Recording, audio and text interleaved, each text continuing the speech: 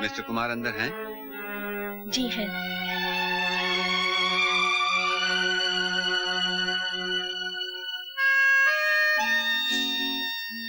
आइए इंस्पेक्टर साहब। नमस्ते मिस्टर कुमार। ये लड़की कौन है? मेरी स्टेज की हीरोइन शब्द। ओह, बड़ी खूबसूरत है, वाकई हीरोइन बनने के काबिल। बैठिए। Thank you.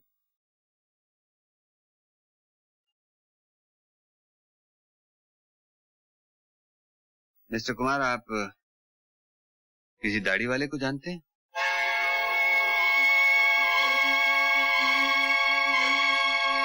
दाढ़ी वाला? कोई आपके दोस्तों में हो? मेरे दोस्तों या दुश्मनों में? आपके मकान के बाहर जो नारियल वाला बैठता है, उसका बयान है कि जिस रात वारदात हुई उसने बाहर एक दाढ़ी वाले आदमी को टहलते हुए देखा था। मैं किसी दाढ़ी वाले को नहीं जानता।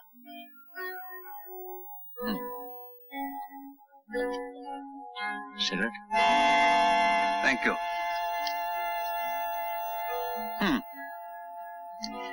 कम से कम 3 आदमियों को मैं जानता हूं जो यही सिगरेट पीते हैं।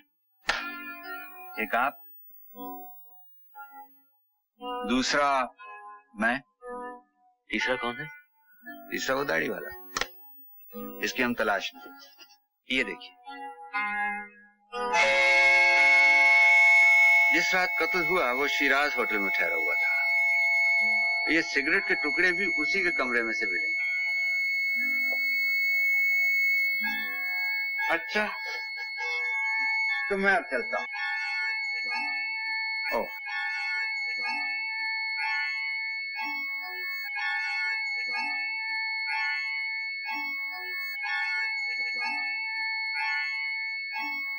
मिस्टर कुमार, हो सकता है इस परेशानी में आपके दिमाग से उतर गया हो, लेकिन याद करने की कोशिश जरूर कीजिए। शायद ये दाढ़ी वाला आपके दुश्मनों में से हो या दोस्तों।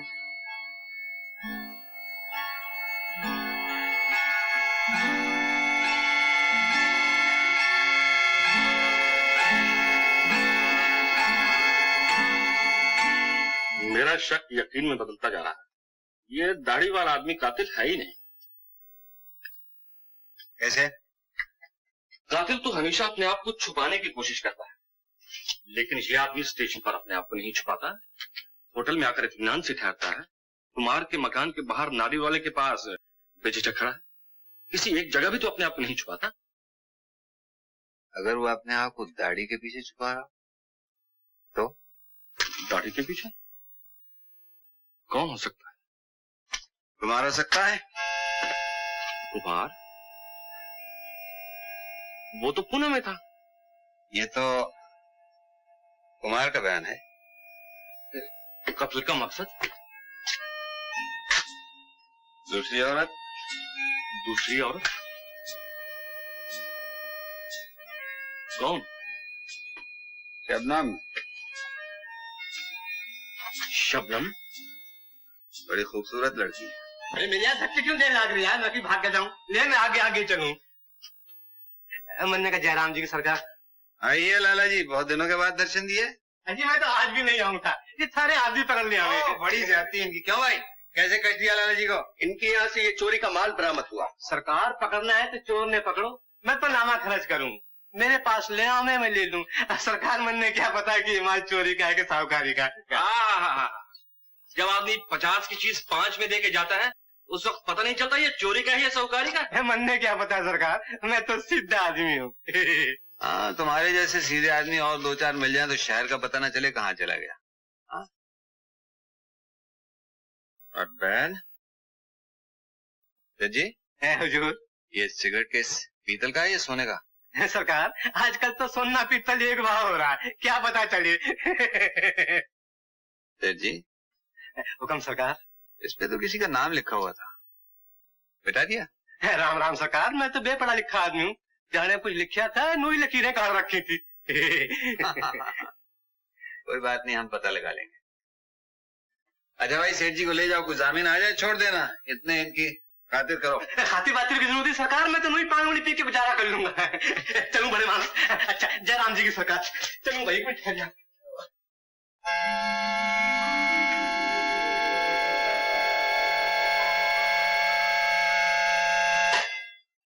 तुम्हारी इन बातों से तो साफ जाहिर है कि शादी से पहले तुम्हारी बीवी और कैप्टन महेंद्र दोनों दोस्त थे। महेंद्र भी उसी जगह का रहने वाला था जहां की तुम्हारी बीवी थी। शादी के बाद वो यहाँ आता है, तुम्हारी बीवी से होटल में मिलता है। वो उसे देख कर घबराती है। सुबह उसका फोन आता है। दोनों में जो बातें होती हैं तुम्हारी बीवी तुमसे छुपाती है, और रात को तुम्हारे साथ थिएटर भी नहीं जाती, बल्कि उससे मिलने चली जाती। अगले रोज सुबह उसके नाम एक चिट्ठी आती। वो तुम्हारे साथ पूना भी नहीं जाती, उसे कोई जरूरी काम निकल आता है। इन सब बातों का तो सिर्फ एक ही नतीजा निकलता है, महेंद्र और तुम्हारी बीवी के ताल्लुकात थे। इस कत्ल में महेंद्र का हाथ। महेंद्र को तलाश किया। लेकिन कैसे, कहाँ तलाश करूं महेंद्र को? मेरी तो कुछ समझ में नहीं आता। जाओ अपनी बीवी के खत कागजात जो कुछ भी वो छोड़ गई है उनमें ढूंढो। मुमकिन है वहां कोई ऐसी चीज मिल जाए जिससे महेंद्र का पता चल जाए।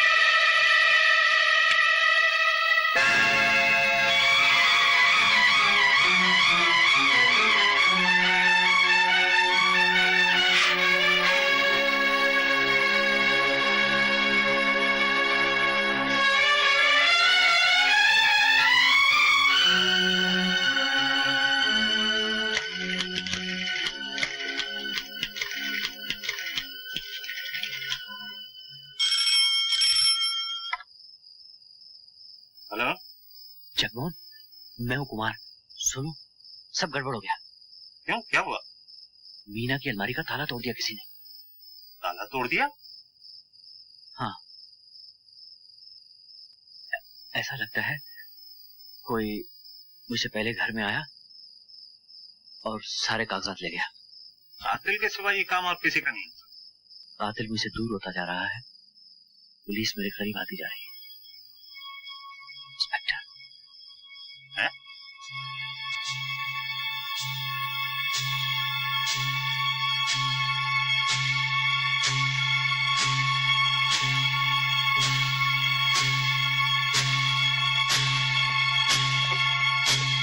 आइए इंस्पेक्टर साहब, कैसे तकलीफ की सर? वो यूं इधर से गुजर रहा था, आपके घर में लाइट नजर आई तो मैंने सोचा जरा मिलता ही चलूं।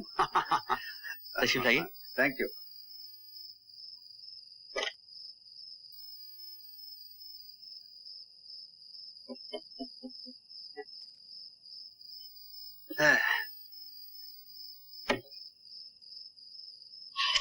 सिगरेट? बड़े कमाल की चीज है। नहीं नहीं, उस दिन आपका सिगरेट पिया था, आज आप हमारा पिएंगे।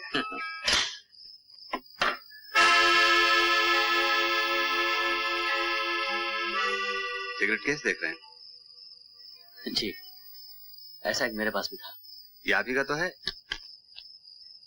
ये देखिए, किसी ने आपका नाम मिटा दिया। ये सिगरेट केस मुझे मेरी बीवी ने दिया। ओ,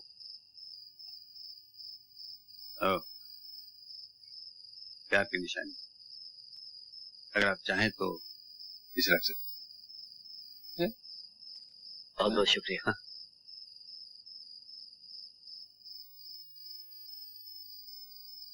लेकिन इस सिलसिले में आपको एक तकलीफ देना चाहूंगा। कहिए। सरकारी मामला है ना, ये दरअसल चोरी के माल में बरामद हुआ था। आपको एक कागज पे जरा दस्तखत करने होंगे, एक रसीद के तौर पर। You don't mind? जी हाँ।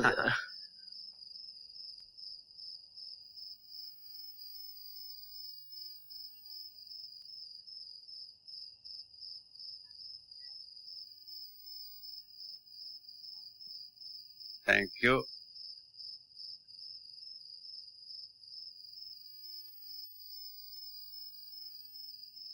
हैप्पी? शुक्रिया।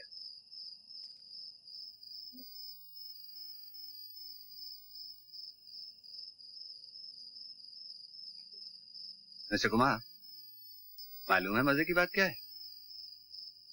ये सिगरेट केस भी शिराज होटल के उसी कमरे में मिला जहां वो दाढ़ी वाला ठहरा हुआ था।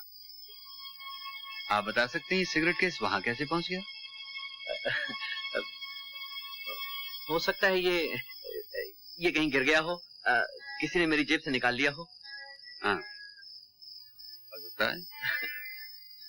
क्यों नहीं हो सकता? जरूर हो सकता। ओह हेलो मिस्टर जगमोहन, आप कब आए? अभी अभी।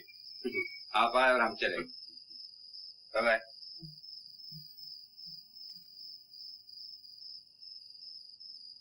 जाते जाते इंस्पेक्टर ने क्या कहा वो सुना तुमने? हाँ सुना। वो ये कह रहा था कि वो दाढ़ी वाला आदमी जो उस होटल में ठहरा हुआ था और तुम दोनों एक हो। तो क्या हुआ? वो मेरा कुछ नहीं बिगाड़ सकता। क्यों नहीं बिगाड़ सकता? अरे भाई, जिस होटल में तुम ठहरे हुए थे उसके रजिस्टर में अपना नाम तो लिखा होगा। अपना नाम तो मैंने लिखा ही नहीं, ऐसे ही एक नाम लिख दिया, एसएन सिन्हा। मगर लिखाई तो तुम्हारी है, उसे कैसे छुपाओगे? लिखाई? उफ, क्या हुआ? अब मैं समझ गया। इंस्पेक्टर मेरा सिगरेट केस वापस करने नहीं आया था, रसीद के बहाने मेरी लिखाई का नमूना लेने आया था। जगमोहन, वो मेरे दस्तखत ले गया। ओह, ये तो बहुत बुरा हुआ। वो तुम्हारी इस लिखाई को उस लिखाई से मिलाएगा जो उस होटल के रजिस्टर में है। मेरे ख्याल से तुम कल तक जरूर गिरफ्तार कर लिए जाओगे।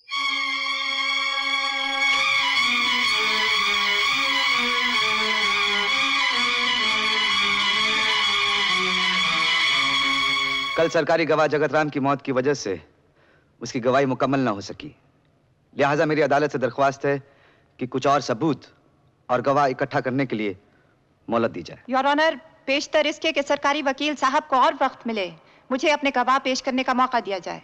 आपके गवाह हाजिर हैं? बिल्कुल हाजिर हैं योर ऑनर। पेश कीजिए। हमारा पहला गवाह श्री मोहन कपूर। यानी सरकारी वकील? Yes your honour. यह हरगिज नहीं हो सकता योर ऑनर। ये बड़ी अजीब और गरीब दरखास्त है। लेकिन कानून के खिलाफ नहीं। मुझे इनकी इस हरकत पर सख्त एतराज है। अदालत जानना चाहेगी मुकदमे की पैरवी के लिए क्या यह लाजमी है? निहायत लाजमी है योर ऑनर, यकीन दिलाती हूँ। अदालत की सरकारी वकील को हिदायत है कि वह गवाह के कटारे में पेश हो जाएं।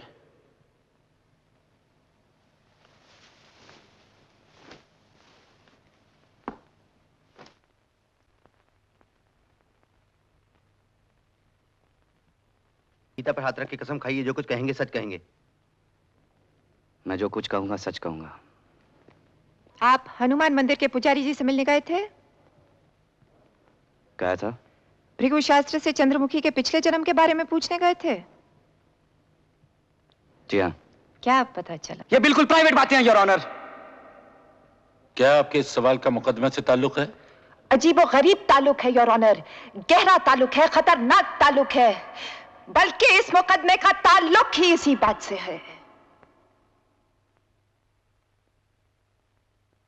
पूछने की इजाजत है।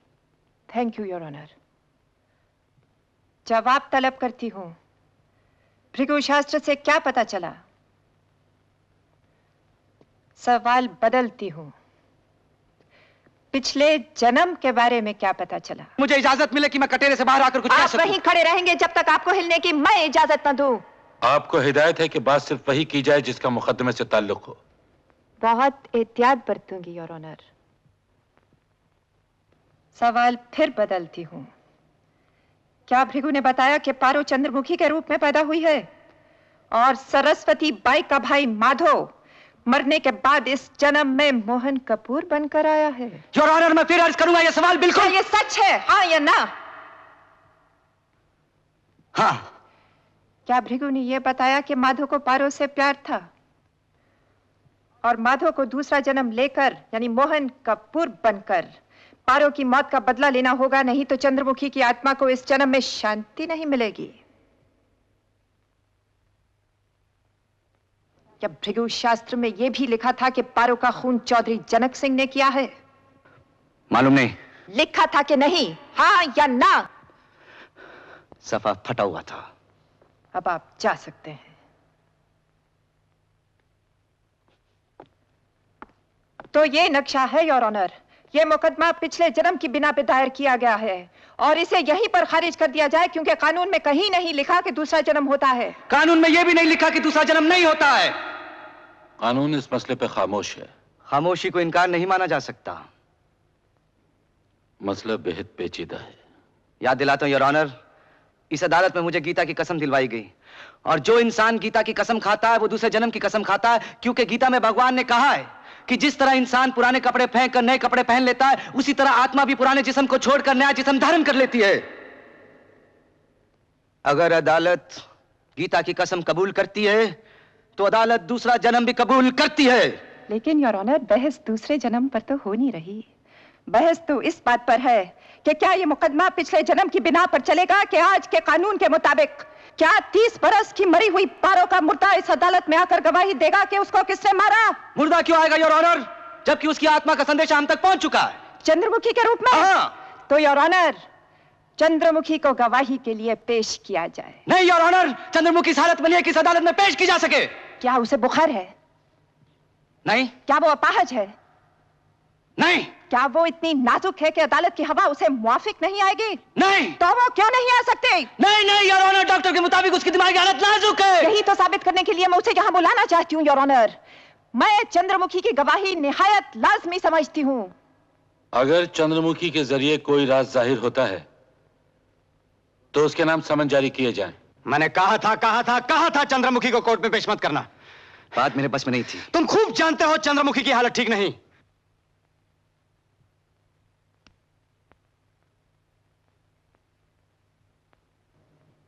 चंद्रमुखी, घबराओ नहीं।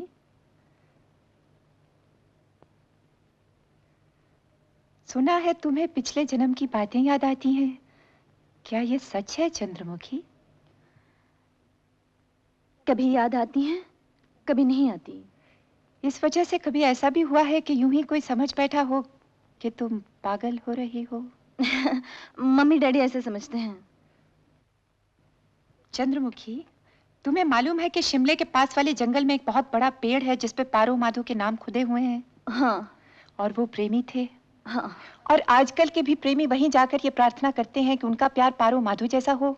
हाँ। और कई तो ये भी सोचने लगते हैं कि वो पारो माधो ही थे। हाँ। तुम मोहन साहब के साथ उस जंगल में गई थी?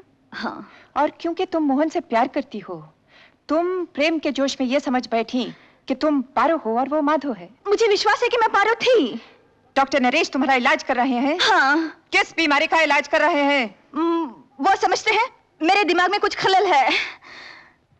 तुम्हें किस ढंग से मारा गया? मुझे? यानी पारो को कुल्हाड़ी से सर फोड़ा गया, सीने में गोली मारी गई, पेट में छुरा फूंका गया। Objection your honour. मुझे नहीं मालूम। तुम्हें मालूम है कि एक इंसान को इनको फांसी के तख्ते पर लटकाने की कोशिश की जा रही है और वो महज तुम्हारी वजह से। मेरी वजह से? मोहन साहब ने इन पे कत्ल का इल्जाम लगाया है, तुम्हें मालूम नहीं? मुझे नहीं मालूम। सारी दुनिया को मालूम है, तुम्हें मालूम नहीं? योर ऑनर, सच्चाई को टेढ़े रूप में पेश किया जा रहा है। मुझे नहीं मालूम। योर ऑनर, इनसे कहिए इनको सवाल पूछने का बाद में मौका दिया जाएगा, इस वक्त खामोश रहें। आपको मौका दिया जाएगा, सवाल जारी रखिए। चंद्रमुखी, तुम्हारे माँ बाप तुम्हें पागल समझते हैं, डॉक्टर नरेश तुम्हें पागल समझते हैं। क्या तुम भी कभी कभी अपने आप को पागल समझती हो? ऑब्जेक्शन। मैं पागल नहीं हूँ। मैं कहती हूँ तुम पागल हो। नहीं, मैं पागल नहीं हूँ। तुम सरासर पागल हो चंद्रमुखी। योर ऑनर, इन्हें रोक दिया जाए। योर ऑनर, मैं हैरान हूँ कि इनको ऐसी बातें करने की इजाजत कैसे दी जा रही है। ये हद से आगे बढ़ रही है। अगर यही रवैया रहा तो आपका क्रॉस एग्जामिनेशन रोक दिया जाएगा। मैं पागल नहीं हूँ, मैं पागल नहीं हूँ। मुझे इनसे कोई और सवाल नहीं करना। गवाह आपके हवाले है। ऐसी हालत में मैं इनसे कोई सवाल नहीं पूछना चाहता।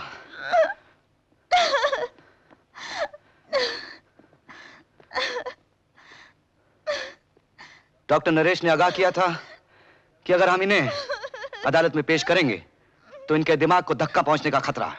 योर ऑनर, डॉक्टर नरेश को पेश किया जाए।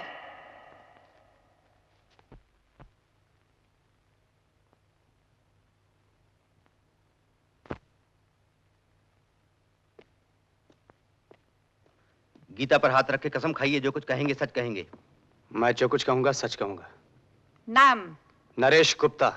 पेशा? साइकाइट्रिस्ट। यानी आप दिमागी बीमारियों का इलाज करते हैं? जी। इलाज के दौरान आप मरीज को सुलाकर उसकी याददाश्त को बचपन की तरफ वापस ले जाते हैं ताकि बीमारी की वजह पता चल जाए। क्या ये ठीक है? ठीक है। किस उम्र तक वापस ले जाते हैं? 15, 10, 5। आपने जो तालीम पाई उसमें यह भी सिखाया गया कि मरीज को पिछले जन्म तक वापस ले जाया जा सकता है? नहीं। यानी आपकी साइंस ये कबूल नहीं करती कि पिछला जन्म होता है? नहीं। तो इलाज के दौरान में आपने चंद्रमुखी को पिछले जन्म में कैसे पहुंचा दिया? वो खुद ब खुद पहुंच गई थी। क्या इसमें आपको खतरा नहीं महसूस हुआ? हुआ। किस किस्म का खतरा डॉक्टर नरेश? कि शायद मैं उसे वापस न ला सकूं। और वापस न ला सकते तो क्या होता? वो पागल हो सकती थी। उसके बाद आप फिर कभी उसे पिछले जन्म में ले गए? हाँ। ये जानते हुए कि आपको इस बात का ना तजुर्बा है, ना हक है, ना आपकी साइंस आपको इजाजत देती है, ना कानून। हाँ। और ये जानते हुए कि शायद चंद्रमुखी पागल हो जाए। हाँ। यानी आप बड़ी नासमझी से पेश आए। आपने जानबूझकर मरीज को खतरे में डाला। आप जैसे डॉक्टर को डॉक्टरी का पेशा करने की इजाजत नहीं होनी चाहिए। और आप अपने सवाल मुकदमे की हद तक रखिए। यह आपको आखिरी चेतावनी है। बहुत अदब से माफी मांगती हूँ योर ऑनर, ऐसी गुस्ताखी फिर न होगी। आखिरी सवाल, क्या यह मुमकिन नहीं कि चंद्रमुखी पिछले जन्म की हालत में जो कुछ भी कहती रही वो महज एक दिमागी खलल का नतीजा हो? मुमकिन है, लेकिन मुमकिन तो है। हाँ, मुमकिन है। मुझे आपसे और कुछ नहीं पूछना, आप जा सकते हैं।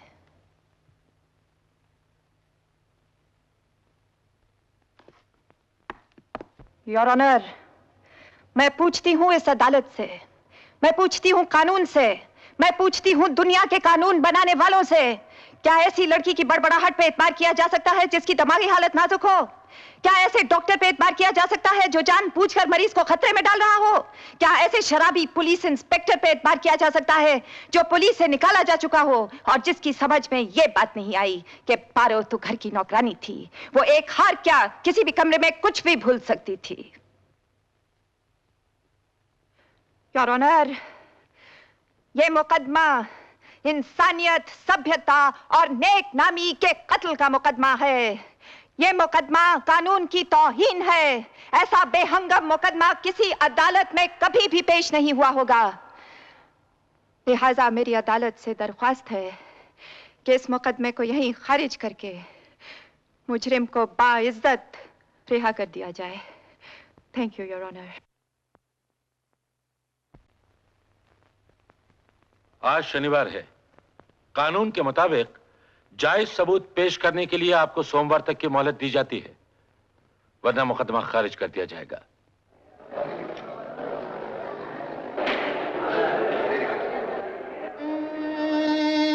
पापा, सोमवार को आपको बाइज्जत घर ले जाऊंगी। बहुत अकेली हूँ पापा।